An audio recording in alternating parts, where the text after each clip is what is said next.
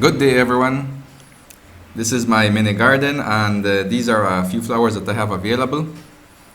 As you can see, I have a sunflower there on that side, some sorosé, that's how we know it here, and a marigold, and of course, all of these are mostly used because we want to use everything that's organic, such as organic repellents, which marigolds and sunflowers work excellent with it.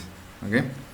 Yeah. Oh, there's my puppy. That is, yep, it's Zeus that we have there, and that's the next puppy that I have. Both of them are Rottweilers, and I highly recommend Rotties. They're very loyal, obedient, devoted. They're fearless, alert, and overall, they're very loving, especially to children, and are also very protective. Okay, that's all I have, and thank you for watching.